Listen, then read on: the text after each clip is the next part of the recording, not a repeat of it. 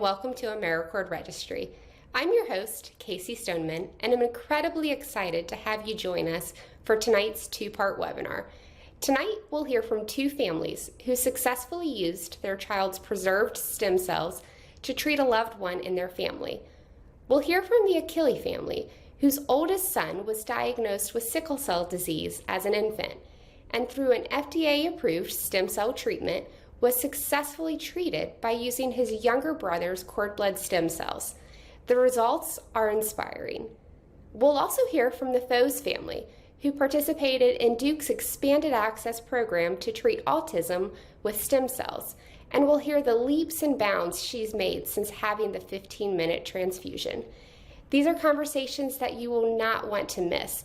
And without further ado, I'd like to introduce you to the Achille family and have them share their inspiring experience with you.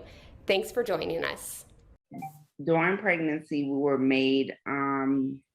were notified that we might be carriers of sickle cell anemia, and if and so, that our child that we were carrying at the time, which was Eli, he would have a 50 chance of getting the disease, or a 25% chance of nothing at all, or a 25% chance of getting the trait. And once we figured that out, and we continued with the pregnancy, they offered us, options and stuff, and we continued on with the pregnancy. And when we had him, they tested him. And sure enough, he definitely had sickle cell anemia. So that already, being that I was already in healthcare, that prompted me to, and working at the hospital at the time and seeing different patients come in, especially in women's health and stuff, and going to my own GYN, I would see the pamphlets for the Americord and other companies and stuff that offered cord banking. And it just came back to mind when we had Eli and a diagnosis was made that moving forward, if we were to have another baby, this would be an option for us, so that with the technology and science that is around now, that we will be able to provide him stem cells in the future to, potentially cure him of any and all disease, especially sickle cell disease, that we knew he would be a carrier of. Right, yeah, there's so much potential and so much ability today, and it's exciting too in the future of what else could happen and what else we could do with these incredible stem cells. So you guys made the decision when you found out you were pregnant with Gus to bank his stem cells. So what was the decision process like working with the Americord team and making the decision to effectively choose Americord to do that for you guys? So once I was able to gather information and figure out and talking to Hernandez about everything moving forward, I reached out to a representative, or actually there's something like that. I reached out to a representative, and then I was told all the information as far as the costs and what it would be. And then in that same realm of conversation with the representative that I was speaking to, it turned out that we could even bank it for a free cost for 5 years if we intend to use it within 5 years. And it was like, oh my God, not only was it something that we would dreamed of to give to Eli as a gift at some point, but we will be banking it for him at no cost, which would be cost saving for us, which was amazing, because we're willing to go in like, okay, we're gonna do this decision and we're gonna pay this and stuff. but we got to financially plan it to get that relief. That was amazing. Yeah. So found out we can get it for free, and then went ahead and move forward with getting a kit and having the kit sent to us once we were pregnant with Gus. Yeah. So the program that you're talking about is our Americord Cares program. And it's something that I'm just really passionate about because it helps families who have the ability to use their stem cells to help treat a sibling or family member. And I think that's one of the things that Americord, that is really one of our differentiators, is truly how much we believe not only in the services that we offer and what they can do, but being able to help families, and seeing the success that you guys, that we'll get to here in just a few minutes, of just what it's able to do is really, really special. So I love hearing that from you guys for there. So, and Marty, feel free if you have any questions to jump in. Sure. I mean, I have 100, but no, I'll wait for now, and yeah, we can get to it. Awesome. Well, so you guys, how early did you guys make the decision to bank your child's stem cells? Like, how early in the pregnancy did you make that decision? I don't think we thought of it while she was pregnant. It's after Eli was born. After Eli. Let's visit at the hospital. Then me and her was discussing, okay, is there a way that, is there a treatment, because they were giving us like he has to take some medicines every night to keep him at bay, so he doesn't have to go to the hospital every more often. Then the idea, I think we were watching, if I recall perfectly, I was watching Newsword, something like that, on Channel 5, and then I was seeing the parents that went to IVF, and then the sister was the donor, and she was saying about her experience. This is what she went through, and once she done with everything, she feel like she has a new life and everything. It's like that. And I told Nicole, because she speaks better English than me and understand the medical field better than I, and and that's how we really started getting into it on how we want to move forward with another child that can benefit Eli at the same time. So with Gus, when you guys found out you were pregnant with Gus and then made the decision, you guys made that decision pretty early on in your pregnancy, right? Right, because we knew banking Gus's stem cells would benefit Eli, because Gus was conceived through IVF. We went through the testing, the H&L matching that they do, and we were able to do that with swabs from Eli and all of us and stuff, because technology is so awesome, and you guys are so awesome. And we were able to move forward and say very early on that we were going to bank Gus's umbilical cord, because we knew, based on everything that we had planned strategically, to have Gus, also because we also wanted another baby, but also a baby that will be a perfect match for Eli and curing him of sickle cell disease. Right. And it's kind of, if I recall from, our earlier conversations before this, it was a good thing that you guys did end up kind of making that decision pretty early, because Gus decided to arrive much earlier than planned, right? Yes, he did.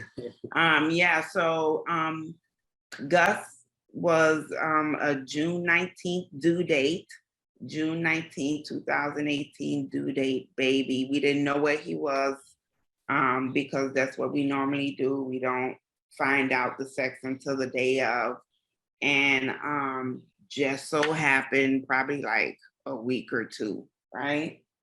My kit came.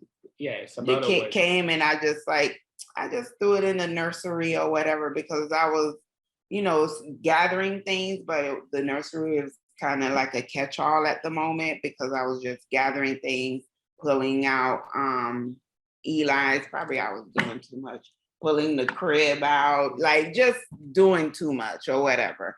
And I put the kid in there and stuff or whatever.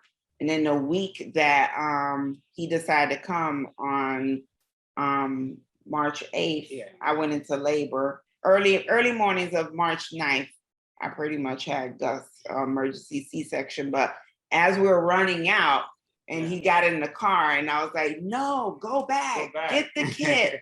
He was like, what do you mean get the kid?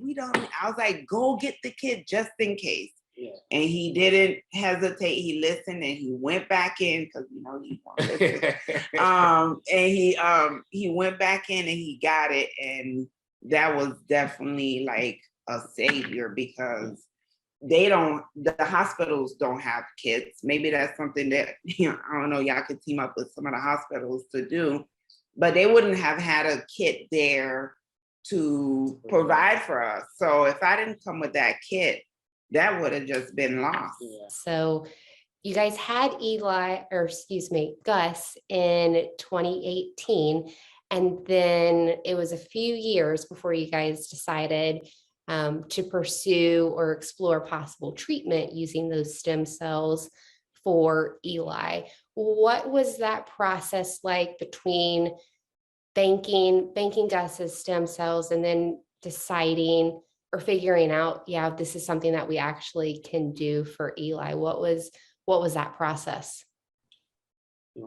I think part of the process was we had Gus so soon, unexpectedly. We wanted to at least settle that part of our brain down because now we had, not only did we have a child with a chronic illness, but now we have a child with a physical disability and neurological disability as well. So we had to really calm that area down. And then along the way, our doctors kept us informed, kept us up to date with the latest information, everything that we needed to know each step of the way, and using that timeline that we had with you. And also there was a timeline with Eli. As long as we did it by the age of 10, we had up to age 10. So we had timelines between you guys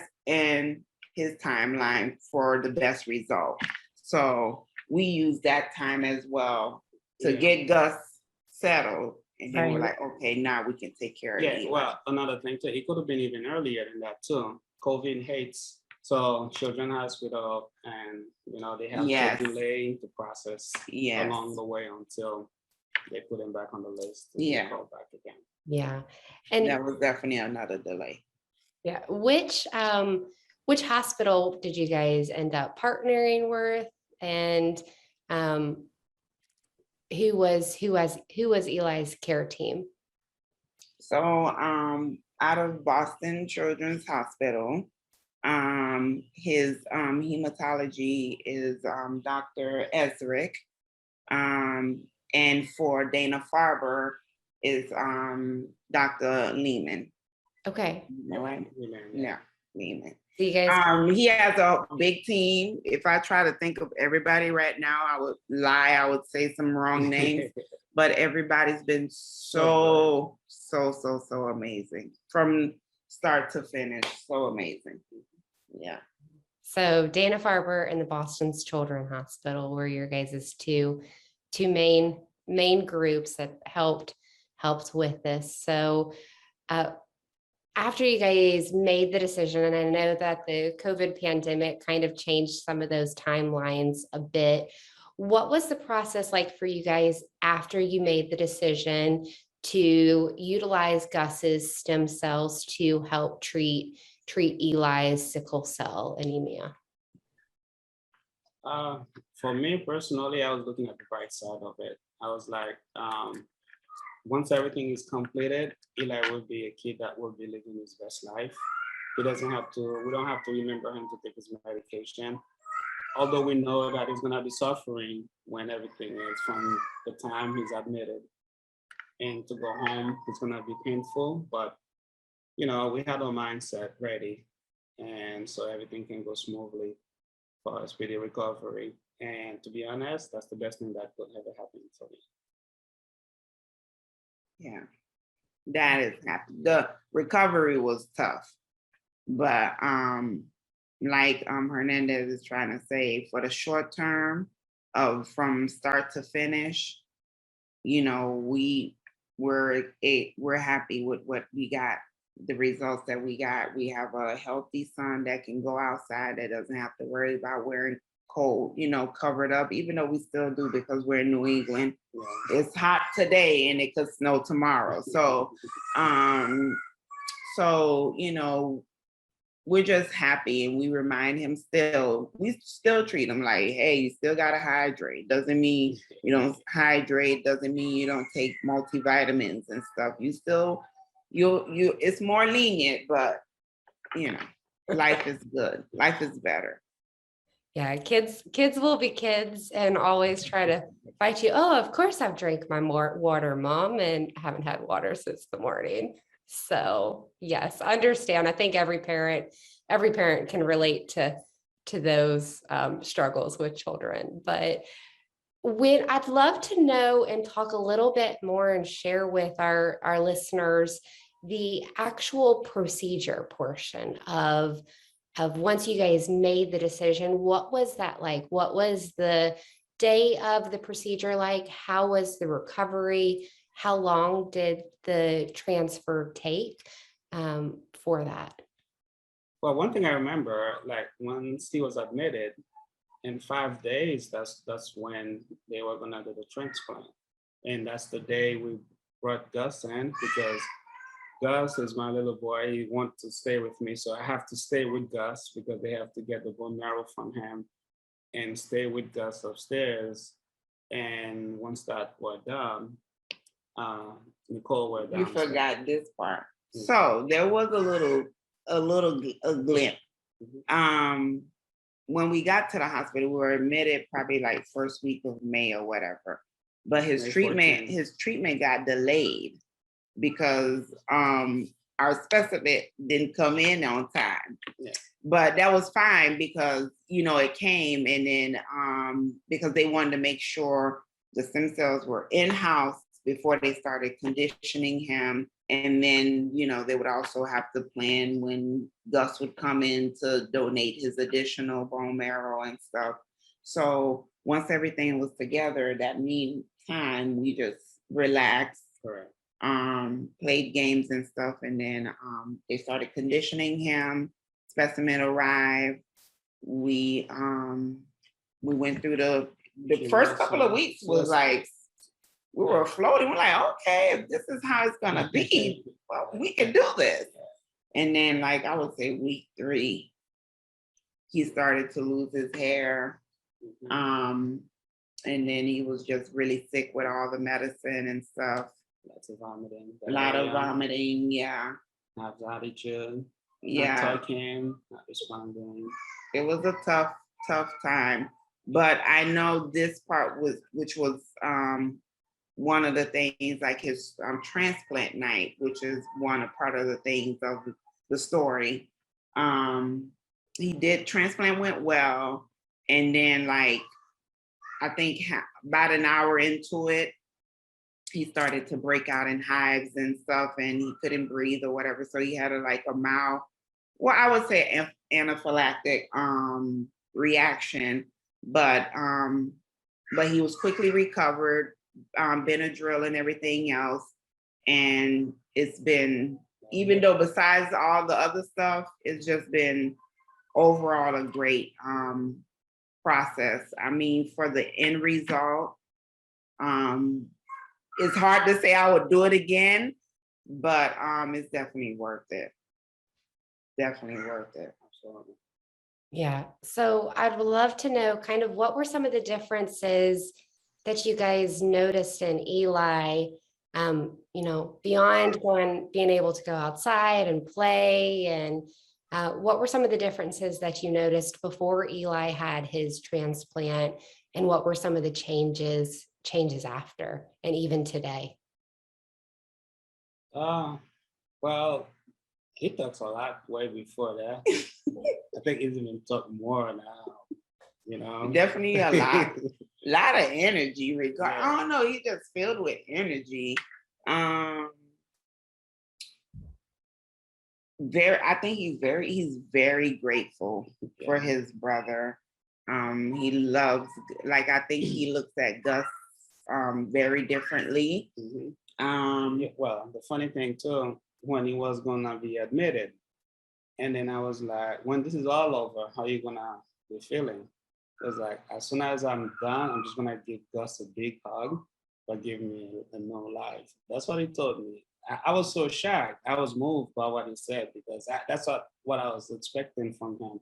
I was like, he was gonna say to me, you know, I love Chinese food, give me some Chinese food or something like that. But you know, that was completely something out of ordinary, he said. Yeah. That's pretty So powerful. he's been very grateful. I would say he's definitely grateful for even given the opportunity. He knew it sucked, and we saw him go through it, and it was a tough, crappy time, but he did it. He did it. Absolutely. He did it. Yeah. Oh, that's so inspiring. I love just hearing that. One, your sons both sound like remarkable human beings, and it's very much to your guys' credit as their parents. But to be able to see and hear that difference of what Eli has been able to do now with the power of stem cells is very inspiring. You know, there are a lot of parents out there, expecting parents who are sickle cell carriers, or whose children do have those traits, their children that they're carrying. And what advice would you tell them if they're considering to bank their child's stem cells? You know, from a parent to a parent, what would you tell them? Well, I let them know that, you know, if they have the opportunity to do it, because I know there's a certain age group to do it, if they fall in the category, they need to do it. As I was saying my brother earlier, I feel grateful for Eli, in a sense of, before COVID, there was a camp he went into in Connecticut, a whole camp. What's the name of it? Oh, hole in the wall. Hole in the wall camp. So every kid that there has sickle cell. So everybody knows, in case somebody gets sick, they know how to treat that kid. But he's gonna be going there as a kid that used to be there, now going back with no sickle cell. You know, Wow. so that's, you know, that's a big thing for me. You know, that parents that have the same kind of issue like we did, you know, if they would love to move forward, that's an opportunity they can for their children for a better life. Yeah. We've always been huge advocates of stem cell research and the advancement of how it can benefit loved ones for present or future. So given this opportunity, the chance to not only financially save to even do it, and also get the opportunity to meet such wonderful caretakers. I mean, I'm a nurse, yeah, I do it, blah, blah, blah, but to be on the other end of it, and to receive that care and, you know, that support to, you know, help your child heal and recover well, it's just been a great experience. Tough, but it was great. If you given the opportunity, take it. Take it. Is definitely worth it. We giving him a different life, a life that will have no pain, and he doesn't have to worry about taking pain meds. And, you know, we're already in this opioid crisis and stuff. So that removes one negative from him, especially being a young Black boy. You know, that removes Absolutely. one negative off of him. Don't have to be addicted to medicine or anything. Absolutely.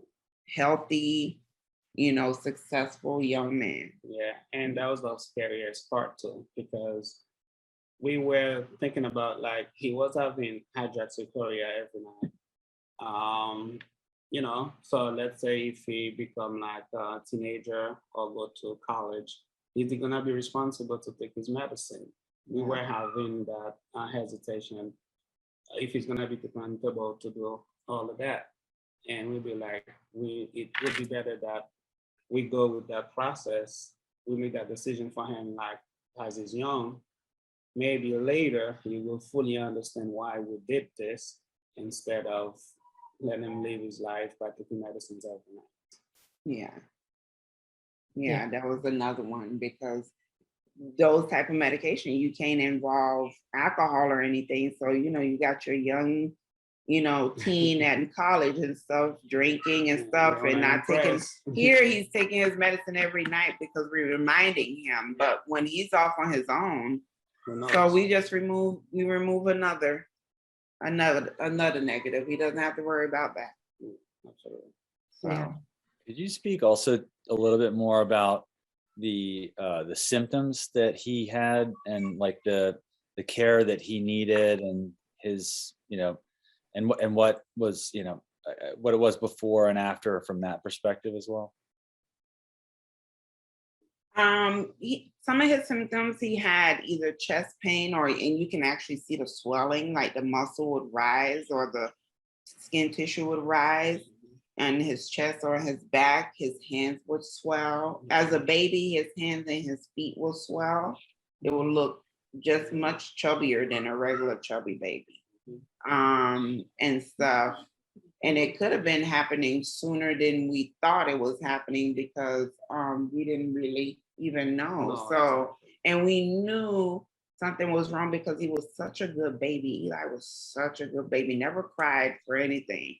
If he cried, you knew something was wrong. And he would cry. We're like, what's going on? And when we would touch areas of his body, I started examining him, and he would like flinch. Then we knew that's when the symptoms were happening. And those trips to the hospitals, being scared, watching him being in pain, we never wanted to experience that again. Yeah, we just went through all that to never have to doing that again, hopefully, in life. And so right now, does he still have a lot of any symptoms at all, or there's Nothing. Nothing. Stuck a lot. The match was a 10 out of 10. Perfect. Perfect match. Perfect transfer. No issues. What a blessing. What a blessing. Absolutely. A great blessing. Do you expect that there will be any other complications in the future, or do you think that is effectively cured at this point? Or what's your sense of that? Yeah, pretty much. He's effectively cured. But for right now, we don't have any concern, to be honest with you. Yeah. I have no concern. I think he's just living his best life right now. Yeah. We're just trying to make him happy. Yeah. Nothing like a kid, right? It's make like him happy, keep him safe, so he could just be successful. Yeah. And be a good human. Yeah. Absolutely. I love that. I love that. What are Eli's plans? What does he want to be when he grows up? Or It shifts every day. It shifts every day. But what was the last one he told you? I'll give you my last. Well, me and Mom, we both met in the service. So he always told me that he wanted to be a secret agent. Oh, okay. Work for the Secret Service. And I was like, if you really want to do it, do classified information, you got to join the Air Force and go from there. But over time, he kept changing his mind. So I don't know. And I wish he does. I don't know. Last I know, I don't know what he's gonna CEO of what, but he says CEO of some mega company, and he's gonna make sure I get the latest Tesla and a Rolex watch that I've always wanted, because I'm into watches, and that's like my dream watch or whatever. And Gus is gonna be his CCO or whatever, and he's gonna CFO. make CFO to make sure Gus has everything, all the money, whatever he needs or whatever. I don't know the company or anything. I don't know, maybe Americord. I don't know. Do I have a place for him? You know, I think it's Maybe your maybe do an business partner, internship. Marty. How about that? We can start there. You're gonna take my job. I don't know. I gotta be careful. Maybe y'all can partner up. Y'all can talk about it later. But yeah, he has great big dreams. I know as a kid he wanted to be a chef and stuff. So it changes every day. Yeah, exactly. We put no pressure on him. We just tell him be a good human, be successful. That's all. That's all we want you. Yeah. Well, he's accomplished so much in such a little life. And so the sky's the limit, I think, for him. And, you know, Marty and I have to retire at some point. At some point we need to go enjoy. Like us. Oh, love it. Love it. Well, guys, it's been such an absolute pleasure to just have you guys on and just hear your stories. And for everyone watching, if you guys have questions, please send them our way. Happy to reach back out to Hernandez and Nicole and get those questions answered for you guys. But Hernandez and Nicole, thank you guys so much. I know you guys are busy with 2 little ones and running here, there, and everywhere, but we truly appreciate you guys carving time out of your day to chat with us and just to share your story. Before I wrap up, is there anything else that you guys want to share or add to today? What I would say is just that we're grateful. Me specifically, because I wasn't born here. I came from a poor country. Then I know a lot of children like Eli going through the same thing. They don't have that technology available to them. And I don't take it for granted. You know, I was like, I'm one of the blessed ones that God deserves. So I can't say no more. Yeah. Thank you for having us. Thank you. I didn't think I was gonna meet the CEO today. Thank you. Otherwise, I would have put my makeup on. But thank you for having us. And we're just, you know, grateful to be on this journey. And we hope to continue to be a role model or, you know, someone to talk to, because this is not an easy thing, but we're so happy we did it. Right. Thank you. Thank you so much.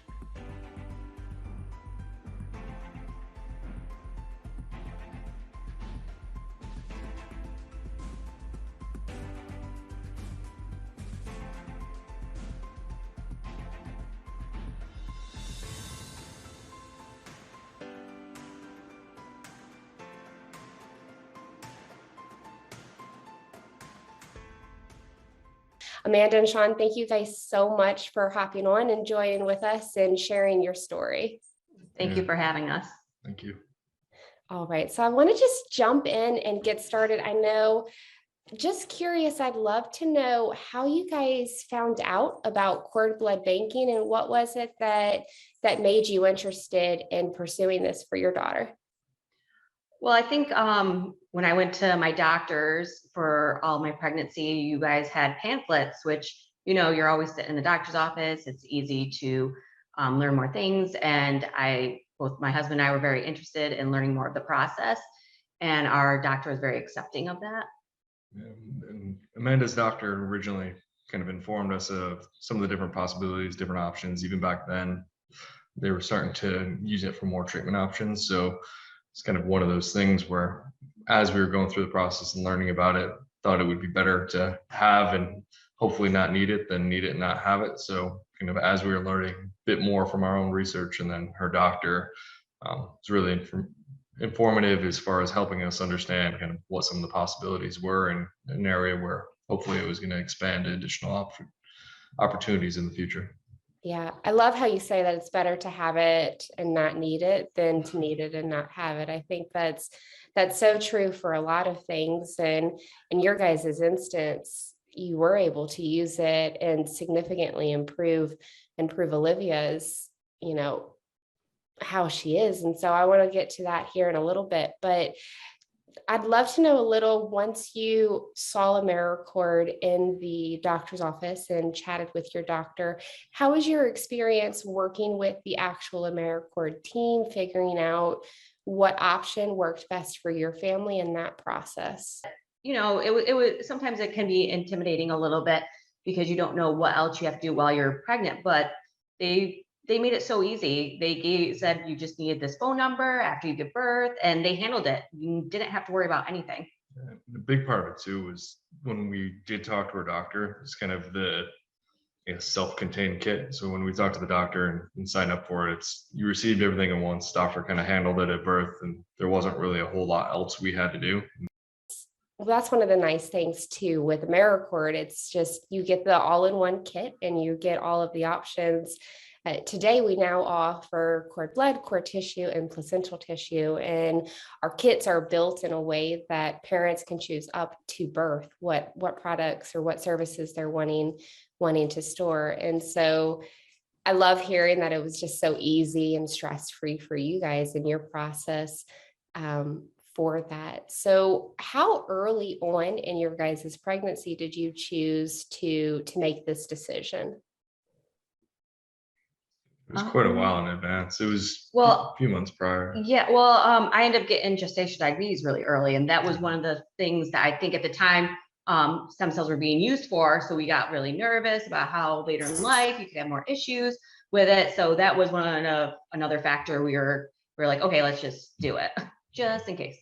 Right. And that's again that just in case turned out to be a good decision to make. So you guys ended up banking Olivia's stem cells, and it was a few years before you guys actually started to look into if there was an option to use the stem cells. What was that triggering factor to make you guys make that decision? To actually use them? To use them, yeah. Yeah, so really a lot of it was around just doing some research as to what was possible. So originally we had asked various different doctors. Olivia, I guess, was a little bit higher functioning, so she originally wasn't diagnosed with autism until a bit later on. We went through a series of different tests and different doctors where the doctors were suggesting different areas where she needed assistance, but she wasn't formally diagnosed as autistic until a bit later. And really that diagnosis is what prompted a lot of that research. So she went from she was believed to have vision issues, other issues that were leading to some of the speech delays and educational delays. And then that autistic diagnosis is when really started to research a bit more. All right, what can we do? And that's when we found the Duke study and tried to get into the trial, and eventually that led to getting into expanded access. And did you have to end up doing a lot of that research yourselves, or was your doctors and your care team able to give you that information? It was definitely more Shawn researching, especially even her pediatrician didn't know much about stem cells. So she was very interested in learning more, but it was so new when we started it that we were more educating other people than the other way around. But once we reached out to Duke was as responsive they could be, because they were so overwhelmed with feedback. Everybody wanted into the program. So we were lucky. We're one of the the first few maybe that got into the expanded access program, because we had already started we started researching already about the trials and everything. So we were right up there on the list.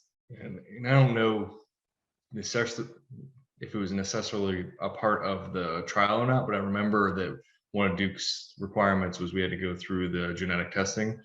So I think it was prior to them determining we were going to go the expanded access route. We did genetic testing through Rutgers. And even then, Rutgers now does a lot more with stem cells. But back when we did the genetic testing through them, it wasn't something they had even offered at that time. So even in the academic setting, it wasn't something that appeared to really be well known. It was Duke kind of led the way through the research, and finding them is kind of what helped us through the process. Yeah, I think we've got so many families now who we've released the stem cells for Duke, and there's others, Rutgers and Riley Children's Hospital. And I think that's one of the incredible things in this industry is that there's so much scientific advancement, even in these past few years of what they're able to use. You know, we've got stem cells that are in clinical trials for autism, or FDA-approved treatments for sickle cell. And it's pretty incredible to see that, you know, one single decision that you make to bank your child's cord blood or their tissues, you know, 9 months or a few months before you're born can make such a significant impact. What was that actual process like? How long was the treatment? Did you have to do a bunch of testing leading up to it? Or Well, I think trying to get into the trial was a lot of the testing, but once we were accepted into the early access program, it was more waiting for them to basically have an opening. We had once they were all right, we can do this. It was call up to get our stem cells, which was really the easiest part. I called. They're like, oh, yep, we work with Duke all the time, no problem, easy, and sent it over. And then it was more measuring her weight, height, and it was pretty easy at that point. Yeah. So, and a lot of it was kind of that determination between the trial versus expanded access. We went through quite a bit of testing to make sure she qualified, but once we got into the expanded access program, it was pretty seamless. It was just making sure they had all the right results, answering questionnaires, getting the information to make sure she qualified, and then scheduling and that sort of thing. But Duke and themselves, and I think even now, they have pretty high demand. So really, it's just kind of going through that vetting process to make sure she meets all the criteria. Awesome. And the actual day of the procedure was a pretty quick process for you guys. It was a near in and out, kind of blink of an eye, right? Well, we went the day before, they rechecked her height and weight to make sure everything was right with it. And then the next day, we just waited by the phone because they like to do it, within an hour, they said, an hour. And then we went there, and 15 minutes of stem cells, and then 45 minutes of pushing fluid, and you're done, you're out. Yeah. And Duke's really pretty simple process at that point. Duke's really good about making sure it's as easy as possible on the kids. So they have like a musician there. Basically, a musician calms them down. They get everything set up so the kids aren't even aware of kind of what's going on around them. They start the transfusion, literally sings them to sleep. They fall asleep. And half hour later of observation, we were out of there. That's so incredible how fast that was. And did you guys notice an immediate difference after the transfusion, or what noticeable changes did you guys have? Well, I say the first, they even warned us that I guess after stem cells, sometimes the child can be a little bit hyper more than usual. So it was more watching her a little bit go crazy. Then suddenly we just started noticing little things with her speech that was improving. And I guess being a parent and you see your child every day, I think you miss a little bit. So when we got it done, it was end of January, and then Easter was in, I believe, March that year. And it was our family that actually noticed more of an improvement. The eye contact was a lot better, her engaging in speech. It was more them pointing out things, and then we're like, oh yeah, we do see that. And just from having it in January, a lot of them saw around the holidays in December, and seeing her between that December to March timeframe, that couple month difference, it was pretty noticeable by everyone around her. Her just general social interaction was significantly improved. And they kind of joke with us to kind of the activity. It's one of those things where, you know, the transfusion took and it's making a difference because you're going to see the behavior, even if it's just them having a little bit more energy. So it's kind of that noticeable change from, all right, it's definitely doing something. It's impacting her, and then having all the family say all the noticeable positive differences that they experienced, and then just continue to progress from there.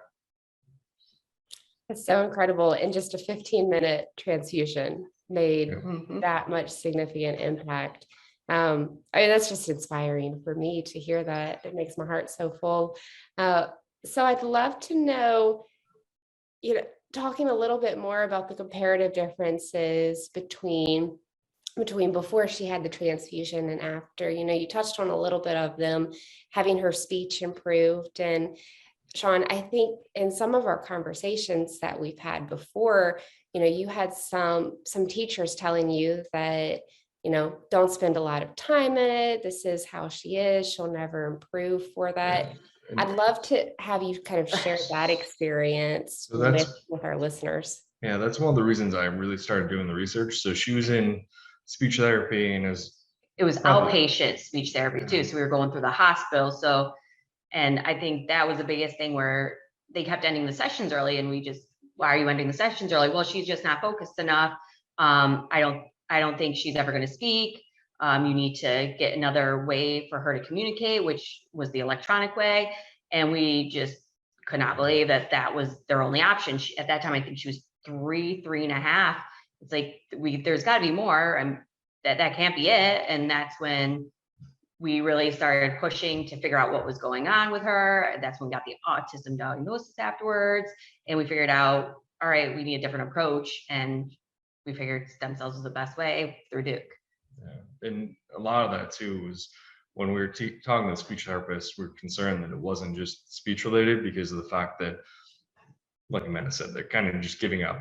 Oh, well, she's too distracted or whatever. And she was able to say simple words. She wasn't obviously having conversations. Her speaking ability was certainly limited, but the fact that she could say some words and was able to communicate a little bit, we didn't want to just give up and immediately just go the electronic route. So that's really where we pushed to find alternatives, and that's kind of how we progressed to here. Yeah, so you guys are truly Olivia's biggest advocates and really fighting for it. And I think that's so admirable as parents, just always trying to do the best for our children and giving them every single possible possibility that they have. So now I think Olivia may be able to join us for a few minutes. Okay. Yeah, I can go get her. I have one other quick question, if you don't mind. Just in terms of Duke, did Duke give you any like clinical feedback in terms of improvement or anything like that? So we did get information from them originally. A lot of the feedback was our discussions around the trial. In my opinion, we were lucky we didn't go the trial route, because the trial route you could get potential placebos. Expanded access, we knew she was not only getting stem cells, but she was getting her own. So we knew that was kind of one of the highest rates of success that Duke had saw. So they gave us a lot of information as to the results of the trial and what they were seeing is part of that. So as we were going through the process, and especially leading up to going through expanded access, they provided quite a lot of context as to what they were seeing in other patients, what the trial results were, what some of the things we would expect. So again, it was kind of more of a forewarning and kind of joking away that, oh, you're going to see your kid be a little bit more hyperactive, and it's kind of that shock to their system to show that things are working. So they definitely gave us some of those anecdotal type of situations as to things we would see, as well as the clinical results as to what to expect. I think they also said usually stem cells, whatever you see within the 6 months, that's it. That's what they noticed at the time. I don't know if it's changed now, because I think after opening it all up, and they've probably seen so many other kids that maybe things have changed. We know with Olivia, she's got the personality where she just keeps learning. So for her, she just keeps improving. It's just with the stem cells, we just noticed that big jump. It wasn't just progressing, it was this huge leap.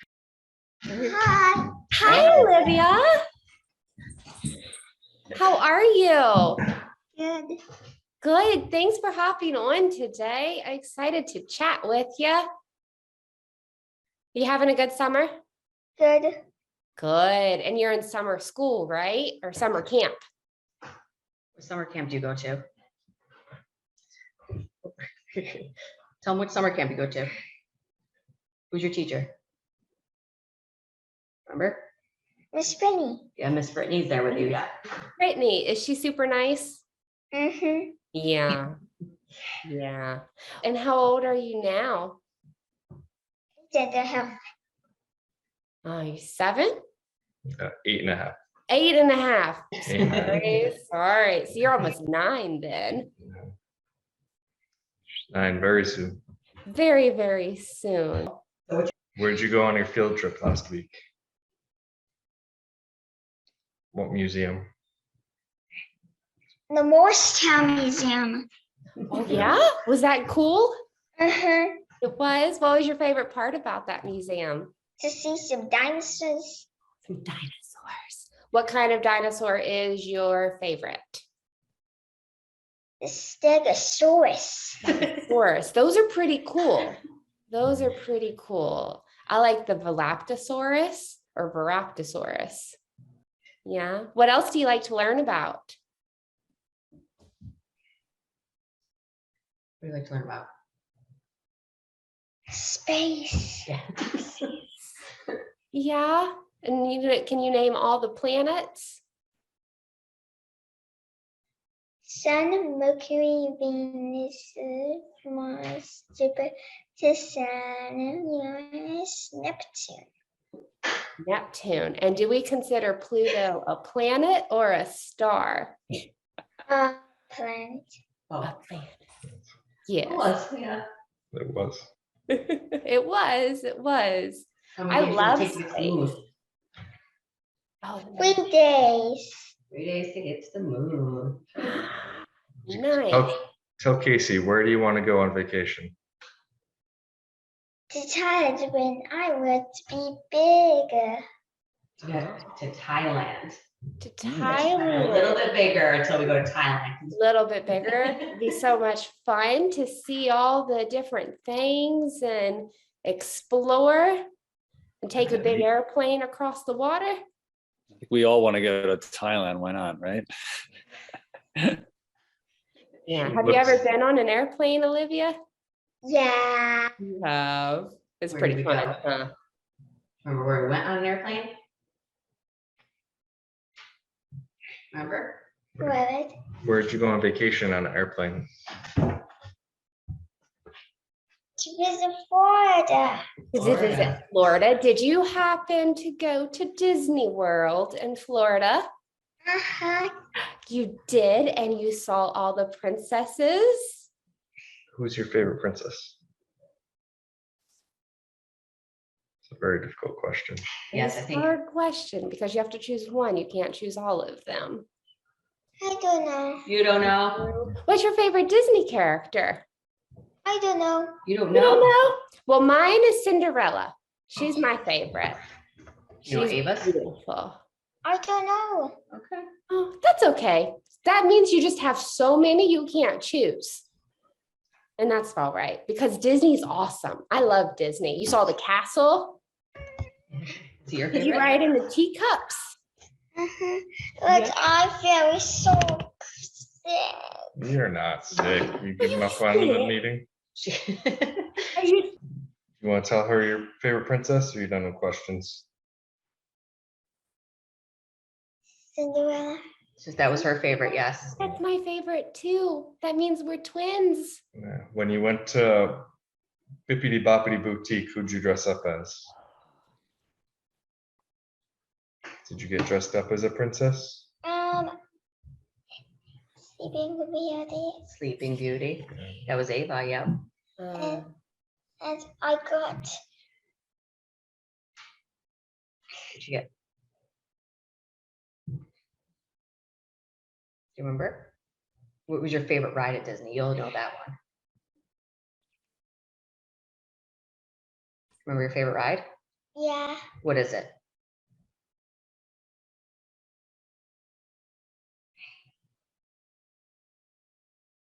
The Many Adventures of Winnie the Pooh. You like the mini adventures of Winnie the Pooh? The Adventures of Winnie the Pooh. Yes, there's I- a lot of rides to choose from. There's. Yeah, I like that one too. I can't believe it that. That's a good one. That's a Yeah. good one. Yeah. Yeah. Well, I'm excited that I had a chance to chat with you and get to see you and hear about all of your adventures in summer camp. And you're going into 4th grade. You're going to do great and have all the friends, huh? Mm-hmm. Yeah. Yeah. Well, thank you, my dear. It's exciting to chat with you. Thank you. Thank you. And wait, bye. Bye, Dad. Goodbye. You're gonna read all their names? Bye, Courtney. You want to go back upstairs? Bye. Marty. Bye, Monty. Okay, Bye, Casey. so. Bye, dear. You can go upstairs if you want. Go ahead, go see Miss Okay. Brenda. Bye, Olivia. All right. Well, my heart has just melted into a million pieces right now. The best way to encourage her speech is the fun facts. Talk about space, talk about Thailand, out of all the places we want to go in the world, and 9-year-old Thailand. I was like, okay. If you want any science, earth, space fact, she's got them all memorized. I love it. I'm so impressed because if you ask me, I couldn't cite all of the planets in the right order. I'd have at least 2 backwards. Yeah, and she just learned that. She tries to go through every single fact and just she keeps saying she wants to go to space camp, and a lot of it I keep telling you have to be a little bit older for, but yeah, she loves all that kind of stuff. Yeah, she got an atlas book and then found facts about Thailand. Is now she found it on her globe and is set. That's where we need to go next. I love it. I love it. Well, start saving, Mom and Dad. You guys will get there soon. So 2-week vacation, maybe 3. Well, that's what I told her. It's a long way to get there. You know, Can't go there a week. No. no. Need a lot longer. So I loved just hearing Olivia's speech and having her with the full, you can definitely tell just from what you guys said you experienced before, how much of an impact and a change it's been. She seems like any other 8.5-year-old, not 7, almost 9. I've tried to remind her her birthday's in 2 weeks. She's not 8.5 anymore. She's convinced you gotta have the 8.5 because you can't say almost 9. She doesn't want to be just 8, but she's not just 9. Yes. So awesome. Marty, did you have any other kind of questions? Or? No, just glad, so nice, great to hear the story here. And I actually have twin 8.5-year-olds coming up on 9, and so yeah, we've been through our own kind of learning challenges and a little different, but definitely can connect with some of what you've been through. And so just glad again to and grateful to hear the story from you all. Thank you for sharing it. For her, I mean, you can tell the significant advantages. She still has some of the quirkiness that comes along with typical autistic kids, so you can still kind of enjoy that and get to interact with her that way. But I mean, even just the basic question and answer and being able to have that conversational skill, that's something that I'm not sure she would have ever had without the stem cells. Something that being able to hold a conversation, I feel like even with us, it's not just yes, no, which we were afraid that might have ended up being all she was able to do. We didn't want her to only be able to use the machine to do it either. I mean, we're lucky we live in a time where there's a lot of companies that are opening up more for autistic and other disability children, but just getting her to the point where she can, her speech is a little bit better. She has so many more opportunities now than she would have if we just, I guess, let it be and just hope for the I was best. pretty impressed that she had the just attention span to sit there for a little while and answer questions. I think my kids would have been totally just bailing out after about 10 seconds. Yeah, after summer camp, she kind of wants to de-stress a little bit. So she was able to have that little half an hour. So we got a little bit out of her. even that social awareness is something that she wouldn't have had previously. The social awareness to test you, to say, oh, I'm not feeling well, and see if she can just end the conversation and like, no, answer the question. And she's like, all right, I'll have a conversation. And she keep talking, keep answering questions. It's just, I mean, to me, that's the more fun part of her personality, is that she's able to do that now, which previously, whether she was feeling that or not, that's not something she would have ever even thought to communicate or would have tried to communicate. So I think just being able to have that awareness of kind of the social setting and the conversation is a huge difference. But I did have one last question, is that for other listeners or family members who are considering to bank their child's stem cells, what advice would you tell them? From our experience, I think just making the decision early, getting it all set up, getting everything squared away. So when we're actually during the childbirth process, it's all ready to go. I think makes a big difference. And kind of as we discussed here, the awareness of the possibility of treatment is just continuing to expand. I think as science continues to learn new uses, there's just going to be more possibilities. So if you're able to, I think it's definitely a decision worth considering, and just getting everything set up. It's a pretty straightforward and easy process once everything's in place. So when you are giving childbirth, it's one less thing to worry about because it's already in place. And from our experience, doctors are very familiar with the process and are able to do it quickly and easily. I also think one of the main things is you can't go back. If you don't do it, it's gone. You don't have the option to go back and change things. And I think one of the only things I've ever heard anybody complain about is, well, it's just so much money. What if I don't use it? But there's a good chance you might, and then you're waiting on wait lists. You're going through something totally different than if you, I mean, I just feel like it's not throwing away money. You might use it, or a sibling might use it, family member if they can match. It's a good investment, I guess. It's about what I think. And we bank both our children, so we, even before we had used it, we still banked her younger sisters, because it was one of those situations. We had a positive experience the first time. It was easy and straightforward. Kind of wanted to at least have it as an option if for whatever reason either of the kids out there ever needed it. So we had it there available to us just in case. What an incredibly inspiring night today has been. I want to thank the Fohs family and the Achille family for taking time out of their busy schedule to meet with us. It's been an honor and privilege to hear your stories. Cord blood, cord tissue, and placental tissue stem cells have an incredibly bright scientific future. But as parents, we only have one chance to bank them, and that's the day our baby's born. If you're interested in preserving your baby's life-saving stem cells with Americord, reach out to one of our stem cell consultants today. We'll post a link in the comments below. And don't forget to like and subscribe to our channel. We'll be sharing more in-depth stories with families and informational videos about the power of newborn stem cells. From all of us at Americord, thank you for joining. We'll see you next time.